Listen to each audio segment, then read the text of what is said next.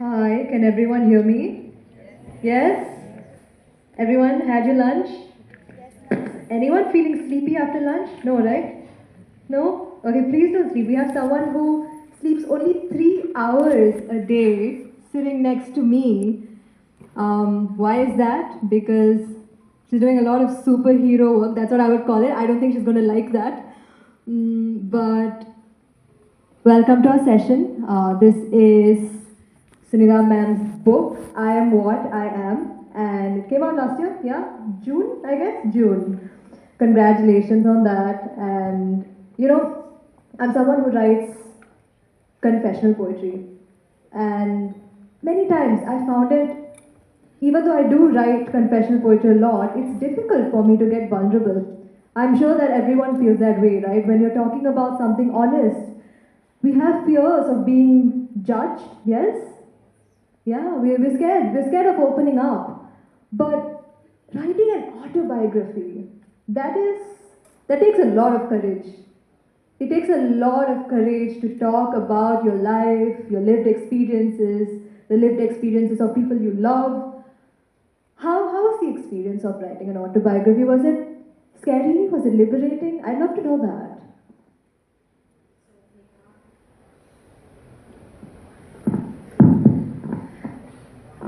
Namaskar. Thank you, Megha, for such an inspiring question, first of all.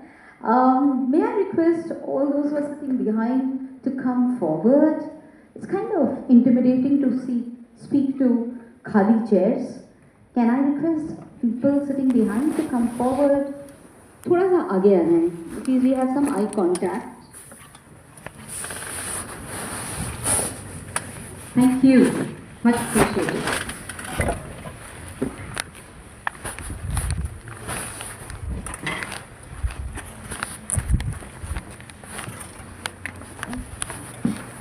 So,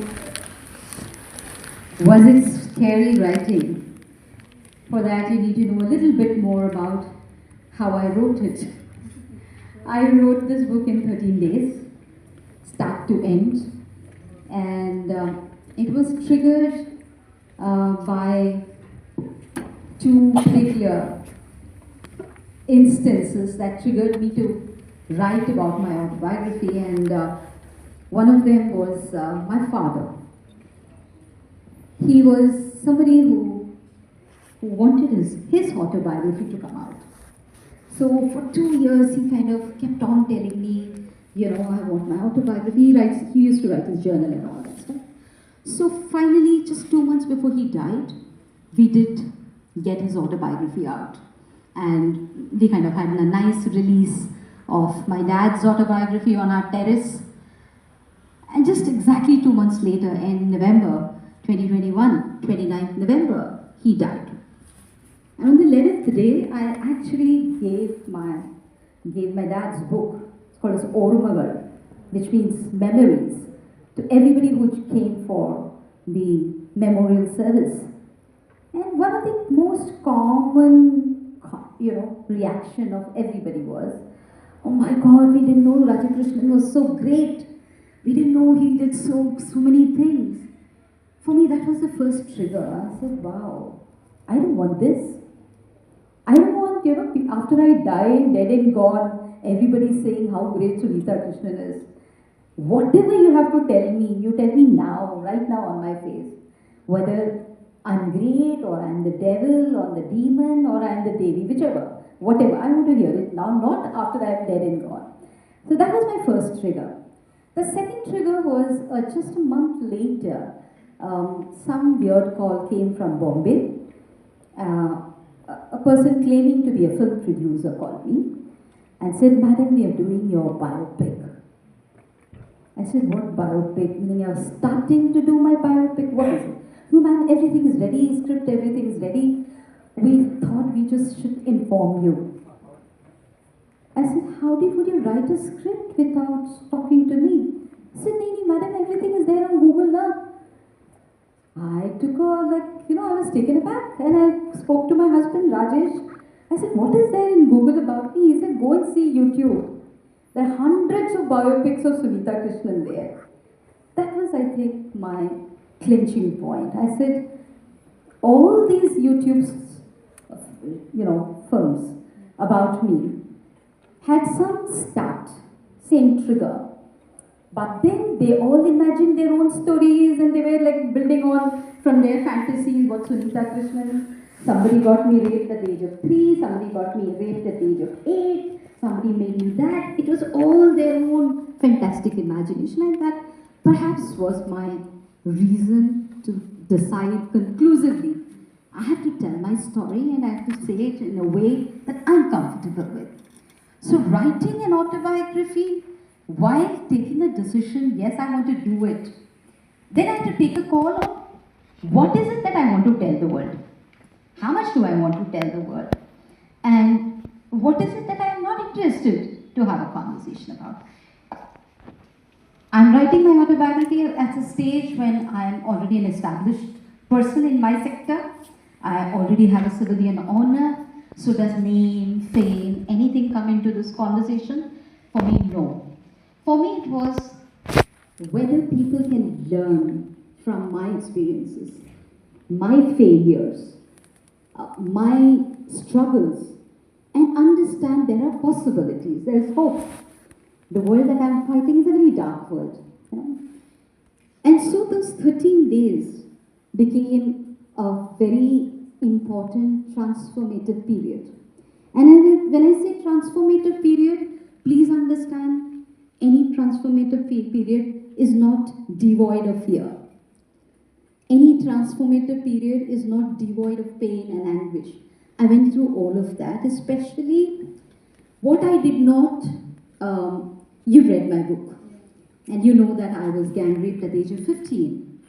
And for more than 35, 37 years, now I'm 52, while I have been a face of courage and bravery in front of the world, the pain, the scar, the shame, the guilt, and the unfairness with which you have been dealt with is somewhere there in your back of your mind.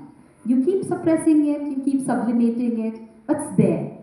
So during those 13 days, there was one point when everything came out. And it came out in such a scary way. Because I started puking and I started having loose motions, and so over the 6 hours where I was just puking and puking and puking, and I was just having loose motions completely. And after that 6 hours, I was clean. So it was cathartic in many ways.